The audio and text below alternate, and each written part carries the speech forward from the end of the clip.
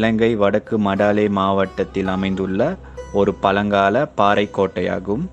இந்த பாறையை Sigiriya, Singagiri, Singamalai, line rock என்று பல பெயர்களால் இன்றளவும் அழைக்கப்படுகிறது. இந்த பாறை சிங்ககிரி என்று அழைக்கப்படுவதற்கு காரணம், இந்த பாறையின் நுழைவாயில் இரு சிங்கங்களின் கால் பாதம் போல் உள்ளதே ஆகும். இந்த சிகிரியா மலை இலங்கையில் அமைந்துள்ள பழங்கால பாறையாகும்.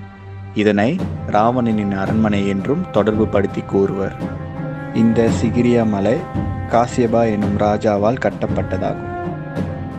இந்த காசியப ராஜா கிபி 477 ஆண்டு முதல் 495 ஆண்டு வரை ஆட்சி செய்தார். அவரது காலத்தில் அவரது நாட்டின் புதிய தலைநகரை சிகிரியா எனும் இடத்தில் மாற்றினார்.